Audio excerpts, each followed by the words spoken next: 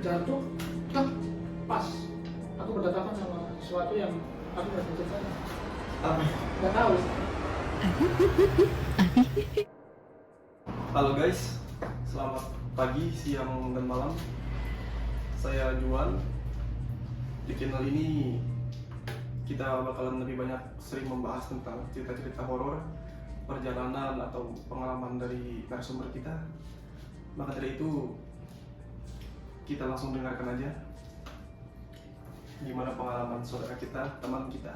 Silakan. Ya, perkenalkan, nama saya Alan Agung Prasetyo. Biasa dipanggil Agung. Dari sini aku diundang ke tempat Mas Juan untuk ya silaturahmi sambil cerita-cerita Berbagi pengalaman. apa ya, berbagi pengalaman gitu kan tentang yang pernah aku alami gitu kan. Jadi langsung nih aku cerita. Langsung cerita dari awal sampai akhir selesai, oke? Aku dari dulu kan suka namanya dunia motor gitu kan. Dunia motor. Iya. Apalagi pas udah sampai di sini, aku udah mulai mengenal tentang dunia motor. Aku juga sering jalan-jalan malam, mau siang, pagi, dan semuanya aku sering sama teman-teman gue kan. Jadi aku pengalaman tuh waktu ke arah Pati. Oh, San Morian nih, kayak San Mori, Night ride. Nah itu pas ke Pati itu San Mori atau night ride? Itu lebih ke mengantar barang sih. Barang. Oke, mengantar barang ke teman karena ada pesanan dari temanku untuk dicarikan alat di sini. Oke. Lalu aku antar sekalian jalan-jalan. Kami bertiga, aku sama kawanku 2 orang. Kita berangkat itu kalau tidak salah udah malam, udah hampir jam 11 malam kalau nggak salah.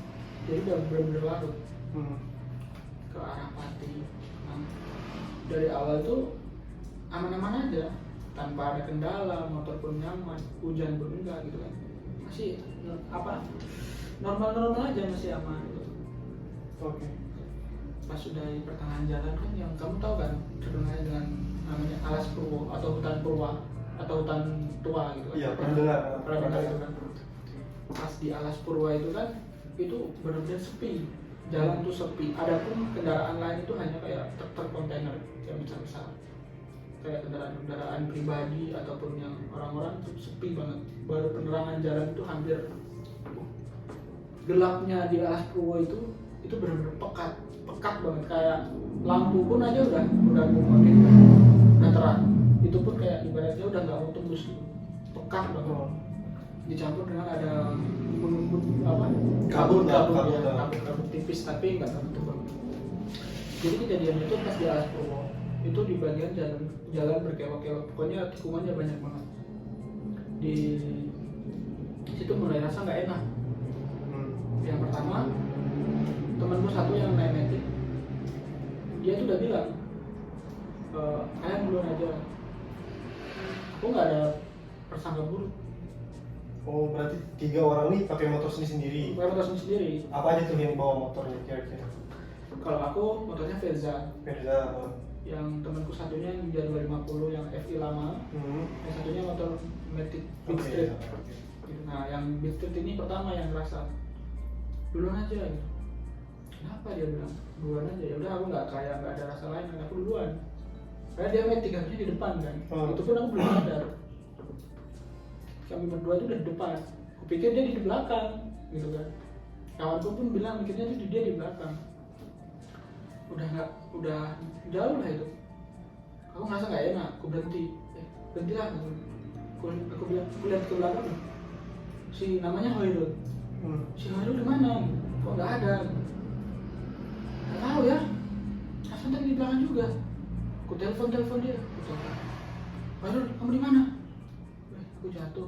Wah, kok bisa jatuh? Sinilah dulu.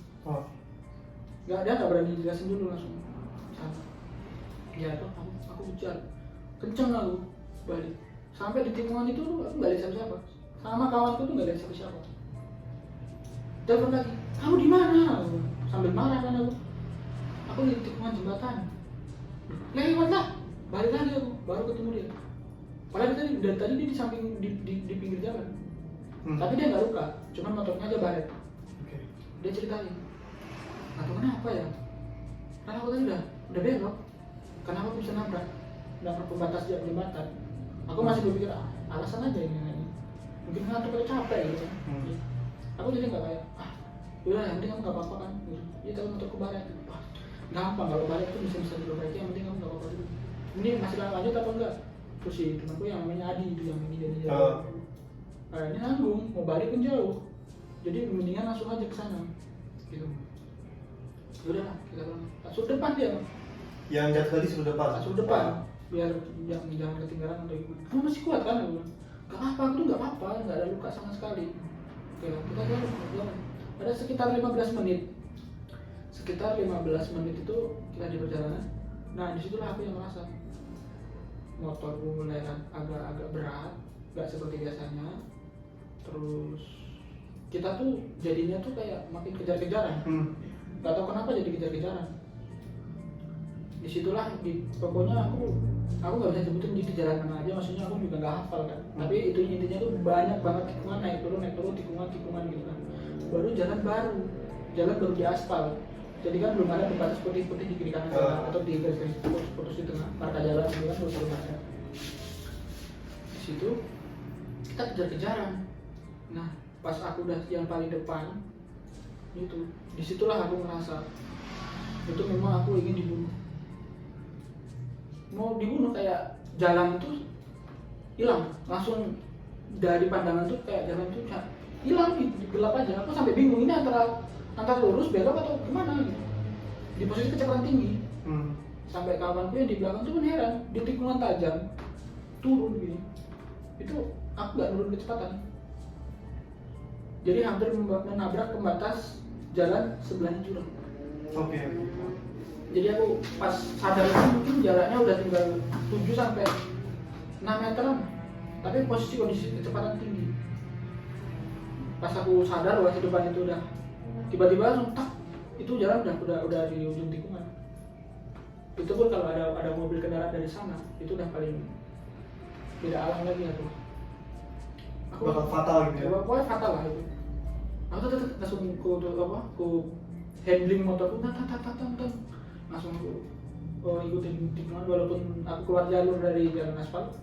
Itu pun banku sudah nabrak, jatuh, tak, pas. Aku bertatapan sama sesuatu yang aku nggak bisa ceritain. Apa? Nggak tahu. Pokoknya ilustrasinya aja, gambar. Ilustrasinya itu kayak wajah, dia senyum. Pas aku jatuh, gitu kan. Iya, pas tatapan aku. Jadi aku jatuh tuh nggak langsung berdiri atau aku lihat dulu. Kayak orang itu kayak terpaku gitu. Terpaku nggak bisa gerak. Gitu. Aku lihat. Senyum dia. Terus temanku udah berhenti sampai udah berdiriin aku, baru kayak gini, ngapa kau nih? Aku langsung kayak kaget gitu. Kenapa? Aku bilang, kenapa gitu? Kau jatuh goblok ini. Oh iya.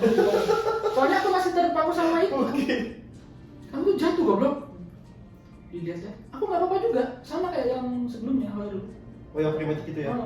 Tapi motorku yang lecet-lecet, aku nggak apa-apa, luka sedikit pun nggak. Padahal aku udah jatuh di jalan, di pinggir jalan, di pembatas jalan antara di ujung-ujung jalannya itu, di samping-samping jalan itu bukan rumput atau tanah, padahal batu.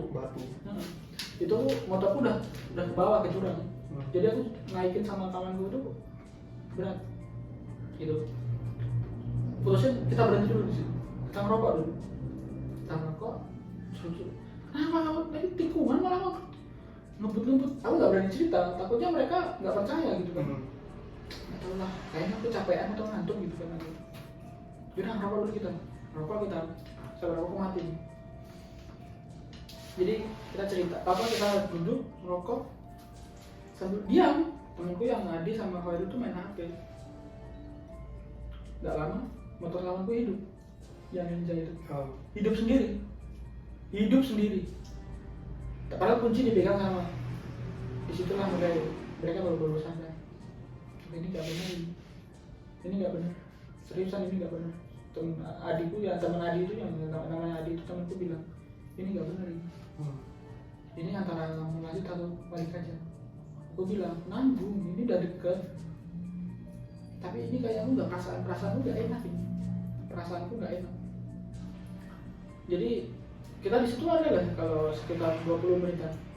Kondisi aku bahasa jatuh, Khairul jatuh kan, tinggal kawanku. Disitulah aku dibisikin. Aku pikir temanku yang bicara. Dia bilang, ih ngawur, aku bilang. Apa yang dibisikin? Aku bilang,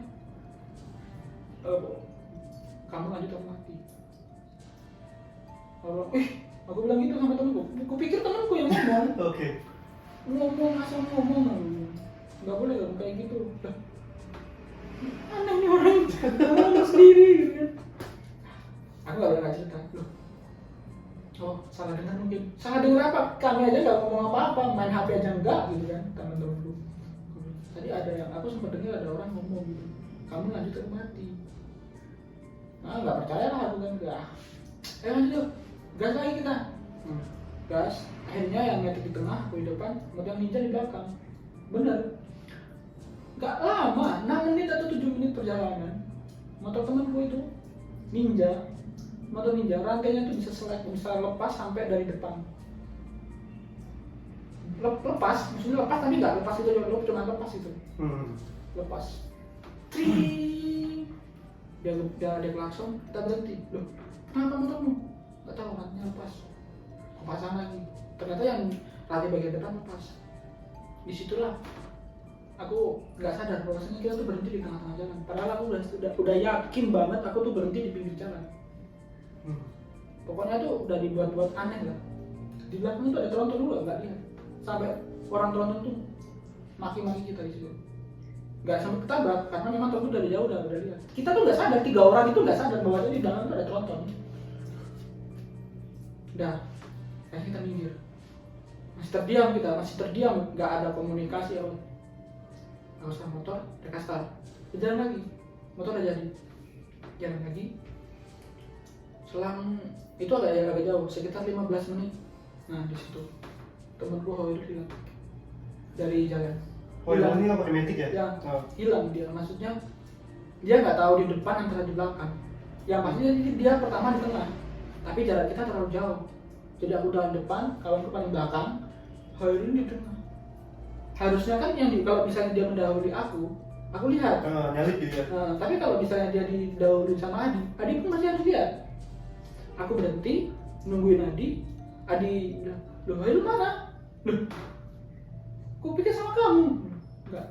Enggak anjir, ku pikir dia udah di depan sama kamu. Di situ lah. Pokoknya kita tuh udah stres, udah bingung mau ngapain kan, udah jam 12 malam lebih. Udah jam 12 atau jam 1, jam 1 lah itu. Sudah bingung, udah telepon nggak aktif, nggak nyambung, di chat pun checklist 1 nggak online gitu kan. Tunggu. Dia keluar dari jalan kayak jalan kebun. Iya, serius di jalan kebun. Dia bilang itu jalan aspal, sumpah itu jalan aspal gitu. Dia keluar. Aku pikir tuh warga. Aku mau nanya gitu, dia di mana? Dia keluar. Ngapain kamu dari sana? Dia cuma diem, gak berani ngomong. Terus dia ngomong, sumpah ini jalan aspal. Sumpah ini jalan aspal. Terus udah sampai situ, kita berhenti lagi, merokok lagi. 2 orang itu mutusin lanjut. Kalau aku bilang, balik aja. Balik aja lah. Balik aja gitu. Udah lanjut aja, ini udah deket. Pokoknya tuh sampai di Pati, belum sampai mau di Pati, tinggal sejam lagi lah. Terus lagi, kalau balik sekitar 3 jam lagi gitu. Balik aja udah, ayo. Udah percaya aku, nanti antar ini kapan-kapan lagi gitu, atau dipaketin aja gitu. Udah deket bro, lanjut aja. Ini cuma halusinasi kita aja. Tapi dari tadi tuh gak beres semua gitu. Gak pernahnya kayak gini, aku bilang gitu. Mereka tetap mau tetap berangkat aja, lanjut aja. Ya udah aku ikut kan, 2 orang lawan 1, tetap aku yang kalah kan. Udah aku lanjut, tapi aku di belakang terus Nah disitulah keanehan yang paling aku seramkan itu kawanku Hoirul jadi lurus gini kan tiba-tiba pang langsung dia kayak kesini. Aku di belakang tempat di belakangnya tempat dia itu langsung bener-bener kayak didorong gitu. Baru padahal Jadi laju gitu. jadi laju posisi kencang kan posisi kencang jalan lurus tiba-tiba tuh dia kayak nggak tahu didorong apa lah pokoknya tiba-tiba tuh motor bisa langsung sama dia kepental padahal dia baru habis operasi patah tulang gitu. Dia di situ jadi dia terguling-guling pokoknya dia tuh motornya udah keselup ke apa semak-semak dia guling itu sampai bawa pokoknya dia udah baret semua 3 orang langsung lihat sesosok putih orang tua pokoknya putih serba putih dia orang tua bilang nah balik aja jangan dilanjutin kamu udah salah jalan. Oh berarti dari awal tuh kalian udah salah jalan tuh? Kayaknya iya tapi aku nggak tahu juga tapi bener-bener temenku yang Adi tuh yang dia hafal jalan ini jalan bener. Makanya dari tadi itu nggak sampai seharusnya sampai itu udah posisi jam 2 pagi. Iya nggak sampai dilihat di map masih tetap sejam jadi ibaratnya kita perjalanan yang baru habis Hoirul hilang terus masuk ke jalan lagi itu kita jalan udah lama banget udah normal kayak perasaan tuh normal buka di map lagi sejam lagi jadi cuma kayak ibaratnya tuh kita di situ cuma berhenti cuman nggak tahu keliling muter-muter di situ ya mungkin kejebak gitu ya jadi bensinku pun habis bensinku tuh semua terkurang tapi kita di map di titik yang sama yang Hoirul itu hilang yang kita apa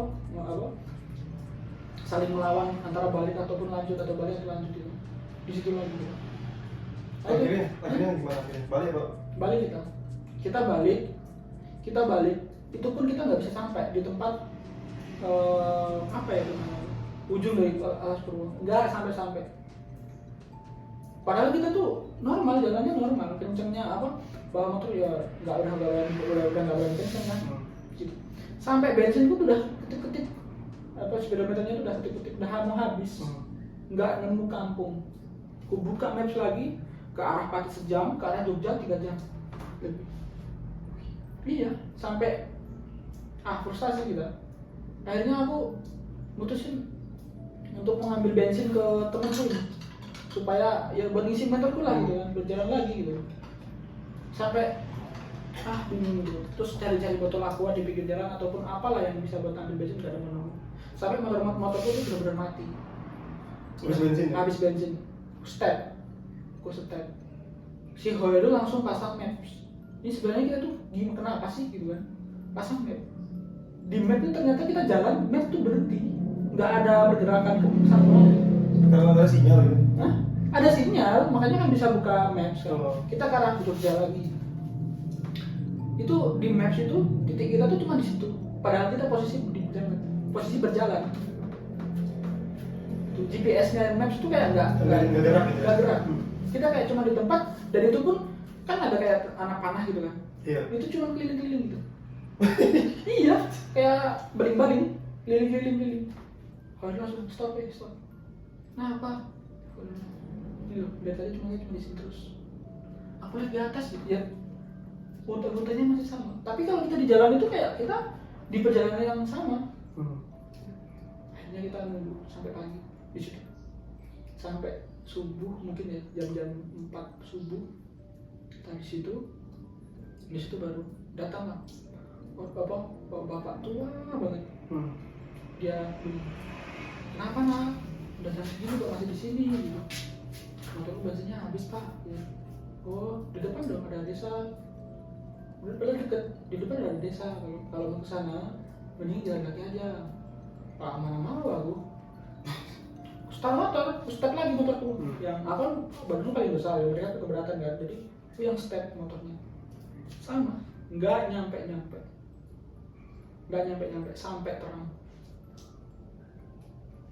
terang di situ kita putusin kita nunggu warga lagi datanglah warga satu dia mau ngerumput mencari rumput pak tolong pak kenapa nak gitu, kenapa mas gitu, kenapa mas, aku koynya nggak bener ya pak, pakai bahasa Jawa aku kayaknya nggak bener di sini. Duh, ini masnya yang kelemahan jatuh ya? Duh, kok tahu pak?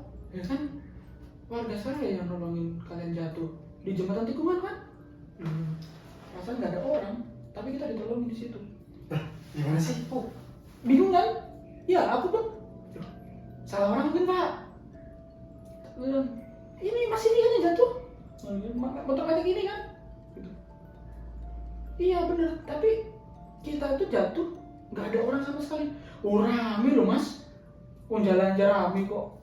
Ini mas ini jatuh karena dia mau ketabrak tronton, jadi dia kesini menghindar dari tronton tersebut. Jadi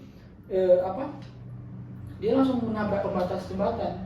Rame mas itu yang nolongin. Itu lo nggak percaya masnya loh pasti pakai perban. Bener. Anjir. Bener. Dan di situ bener luka aku ada. Habis yang aku jatuh di sini baru kelihatan ada luka. Loh ini masa kenapa yang semalam kok bisa ada luka lagi? Di situ lah. Bingung kan? Bingung. Bosnya mas. Sampai di sini udah jam berapa? Dari jam 12 malam pak. Wah astagfirullah. Dia langsung balik. Dia balik, dia kasih air minum. Dia kasih minum, dia tuntun jalan sampai di rumahnya dia. Kita duduk di situ, suruh dia duduk di situ. Besoknya baru boleh balik. Itulah baru selama. Itu cuma diputer-puterin di atas Purwo itu.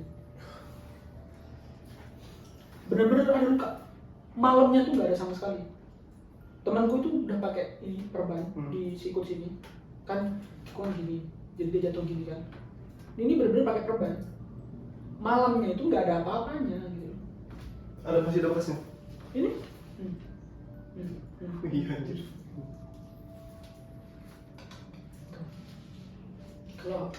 Kalau Hayu kan tikungan gini, kenapa tikungan gini? Itulah pengalaman yang aku gak bisa habis pikir. Apa kira-kira yang menutupi mata kita? 3 orang itu.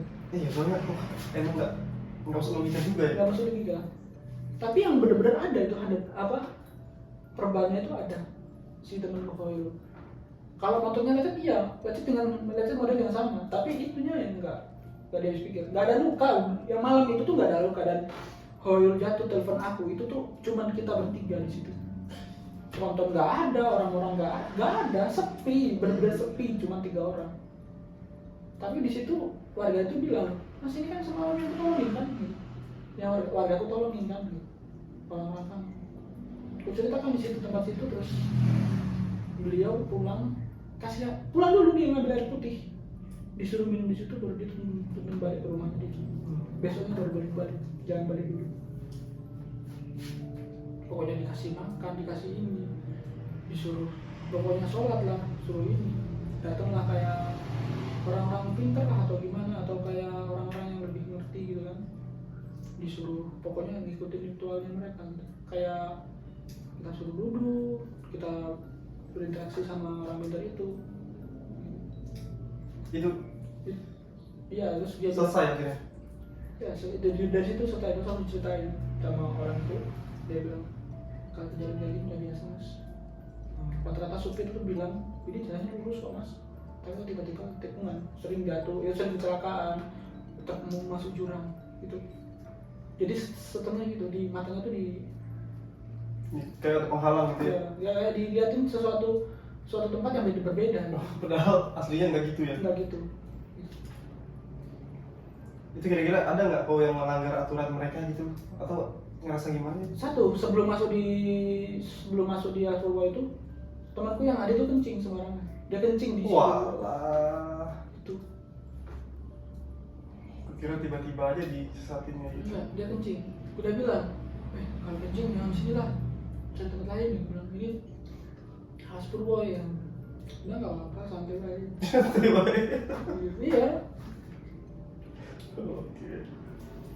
Ya situlah ceritaku yang itu baru tuh bagiku nggak habis. Kalau masalah pengalaman seram tuh masih ada, tapi yang masih nggak dimasuk di akal pikiran di situ. Itu seperti kayak di rekayasa gitu, kayak di dalam film gitu kan, terjadi sampai sekarang. aku pun udah nggak berani sama ke Pati. Lewat kelas 10. Tapi kalau rame-rame berani ya. Kalau rame-rame berani, itu cuma 3 orang, memang ganjil juga kan. Ganjil, motor kita brom semua knalpotnya, racingan semua. Jadi mungkin terganggu atau gimana kan, atau mungkin mau memang minta korban. Oke, mungkin cukup sekian dari saudara kita, teman kita sendiri yang punya pengalaman yang seram ya, sampai anaknya bengong gitu lihatnya tadi. Ya mungkin bisa diambil pelajaran lah dari cerita teman kita ini. Tetap dijaga adab, sopan santun, dan ya gitulah. Terutama itu ada, mau kita di mana Adab, pun tempat, itu bukan tempat kita. Ya, betul sekali. Di dunia ini bukan cuma manusia yang hidup. Ya, benar. Kalian boleh tidak boleh tidak mempercayai mereka, tapi satu, kalian jangan pernah menyepelekan mereka. Nah, iya. Didengar tuh ya, guys ya. Oke. Ya mungkin cukup sekian. Mungkin kedepannya bakalan ada cerita-cerita yang lebih menarik, lebih seru, yang bisa diceritakan sama Mas Agung ini. Kita tunggu aja kelanjutannya. Sampai jumpa lagi.